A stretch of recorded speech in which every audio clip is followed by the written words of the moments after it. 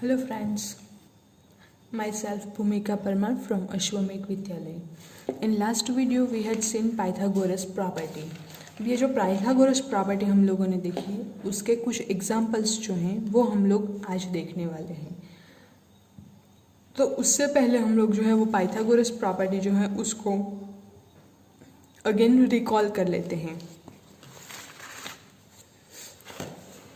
In a right-angled triangle, the square on the hypotenuse is equals to sum of the squares on the legs. यानी कि hypotenuse जो है उसका square, उसकी जो दो साइड्स हैं जो राइट एंगल बनाती हैं वो वाली जो साइड्स का हम लोग स्क्वायर करें और उस स्क्वायर का सम करते हैं तो वो हाइपोटेनस के स्क्वायर के इक्वल होगा। ये है अपना पाइथागोरस थ्योरम और Pythagoras property. If the Pythagoras property holds, अब ये जो है लाइन हम लोगों को अगेन रिपीट कर रहे हैं क्योंकि ये एग्जाम्पल में यूज होने वाली है। If the Pythagoras property holds the triangle must be right angled.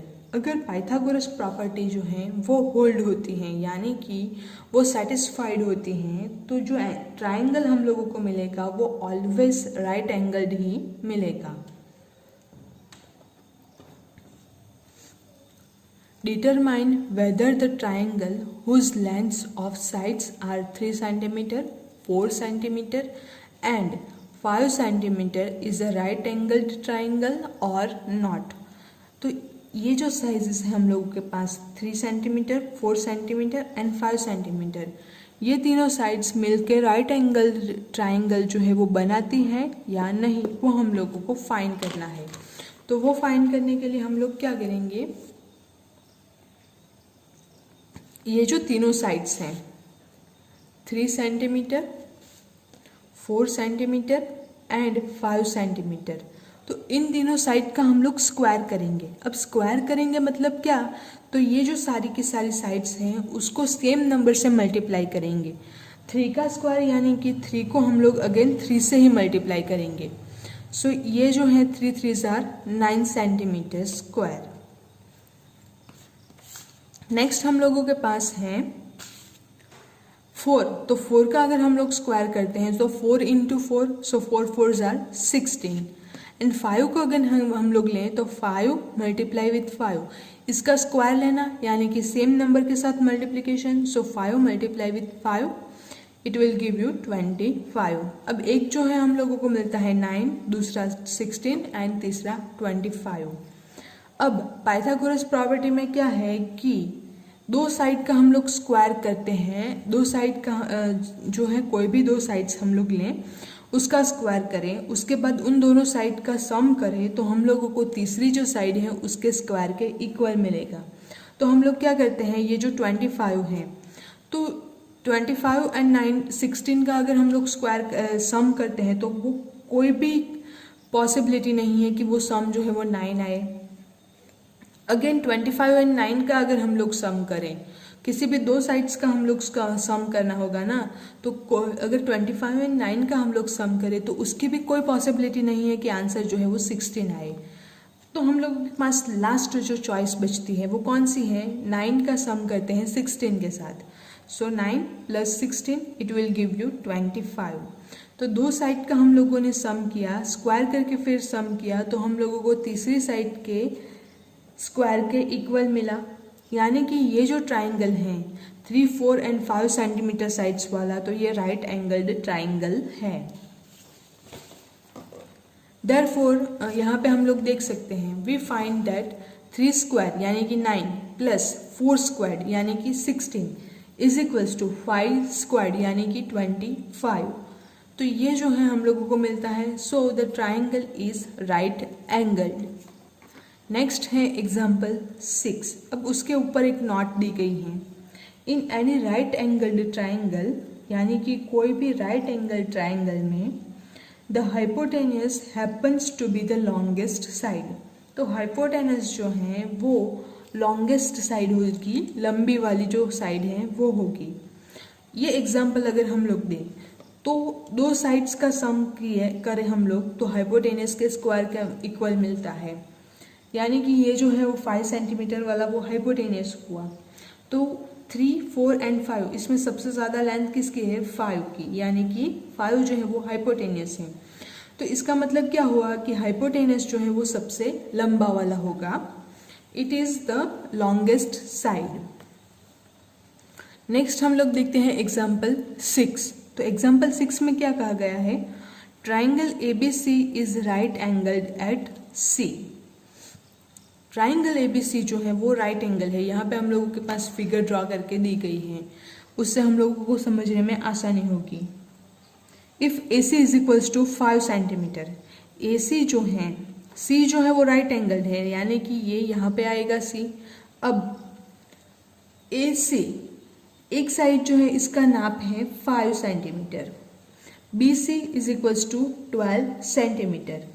हम लोगों को फाइंड करना है लेंथ ऑफ AB, यानी कि हाइपोटेनियस स्क्वायर जो है वो हम लोगों को फाइंड करना है। सो हम लोगों को क्या करना होगा? तो ये जो है वो ट्राइंगल राइट एंगल ट्राइंगल है, यानी कि पाइथागोरस प्रॉपर्टी जो है वो हम लोग यूज़ कर सकते हैं। तो पाइथागोरस प्रॉपर्टी हम लोग किस तरह से यूज़ कर सकते हैं? तो इसका हम लोग इसका स्क्वायर करेंगे, इस साइड का, लेकिन इस साइड का हम लोग स्क्वायर करेंगे। तो ये जो है अब स्क्वायर करने के बाद उन दोनों का हम लोग सम करेंगे, तो हम लोगों को क्या मिलेगा? तीसरी साइड का स्क्वायर मिलेगा। चलिए देखते हैं। हम लोगों के पास है AC is equals to 5 centimetre, BC is equals to 12 centimetre. अब इनका हम लोग सम करते हैं।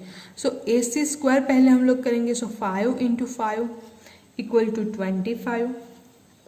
BC का हम लोग स्क्वायर करते हैं। स्क्वायर यानी कि 2 टाइम्स मल्टीप्लिकेशन, सेम नंबर का जो है 2 बार मल्टीप्लिकेशन, यानी कि 12 into 12, so it will give you 144। अब इन दोनों नंबर का हम लोग सम करते हैं। सो 5 प्लस 4 9, 2 प्लस 4 6, सो 169। तो ये जो है हम लोगों को मिलता है स्क्वायर। अब चलते हैं पाइथागोरस प्रॉपर्टी की ओर। तो पाइथागोरस में क्या है कि sum of the squares of the legs is equals to square on the hypotenuse. So 169 is hypotenuse. अब ये जो है वो स्क्वायर मिलता है, तो यानी कि हम लोगों को ये फाइंड करना होगा कि 169 है, तो कौन से 2 नंबर्स हैं जिसका मल्टीप्लिकेशन करने से हम लोगों को 169 जो है वो मिलता है? तो वो है 13 स्क्वायर्ड। अब नेक्स्ट स्टैंडर्ड है 8th स्टैंडर्ड, उसमें हम लोग स्क्वायर्स एंड स्क्वायर रूट वाला जो चैप्टर है वो डिटेल में पढ़ेंगे। लेकिन यहाँ पे हम लोगों के पास स्क्वायर्स एंड स्क्वायर रूट्स वाले जो है इतना फंडा क्लियर नहीं है, तो उसके लिए आप लोग कुछ नंबर्स जो हैं टिपिकल्स वो आप लोग याद करके रखिए। जैसे 1 जो है उसका स्क्वायर है 1, फिर 2 स्क्वायर्ड का 4, 3 स्क्वायर्ड का 9, 4 स्क्वायर्ड का 16, 5 squared equals to 25, 6 squared is equals to 36, 7 squared is equals to 49, 8 squared is equals to 64, 9 squared is equals to 81 and 10 squared is equals to 100. Same as 11 squared is equals to 121, 12 squared is equals to 144, 13 square is equals to 169। तो इस तरह से 1 से लेके 20 तक के square जो हैं आप लोगों को रिमेंबर करके रखने हैं। ये जो डेटा है मैं आप लोगों को अलग से एक PDF सेंड कर दूंगी, उसमें 1 से लेके 20 तक के सारे नंबर्स जो हैं उसके स्क्वायर्स होंगे। सो हम लोगों के पास आया आंसर 169, तो वो किस नंबर का स्क्वायर है? 13 का स्क्वायर। तो हम लोगों ने यहाँ पे डायरेक्टली लिख दिया 13 स्क्वायर, यानी कि हाइपोटेनस जो है उसका मेजरमेंट जो है वो आएगा हम लोगों के पास 13 और length of AB is equals to 13 centimetre. तो इस तरह से हम लोग जो है वो एग्जाम्पल्स सॉल्व कर सकते हैं। अब उसी के ऊपर बेस्ड है आप लोगों के पास एक्सरसाइज 6.5। तो ये जो एक्सरसाइज है 6.5 उसमें भी हम लोगों के पास सेम वे में नंबर्स दिए गए हैं एंड राइट एंगल ट्राइंगल कहीं ना कहीं पे बन रहा है। किसी एक साइड का मेजरमेंट हम लोगों को दिया गया है, दूसरे साइड का हम लोगों को फाइंड करना है, कहीं पे लेग्स का फाइंड करना होगा, कहीं पे हाइपोटेनस का फाइंड करना होगा। तो वो जो है एक्सरसाइज 6.5 वो आप लोगों को होमवर्क में करनी है। Thank you.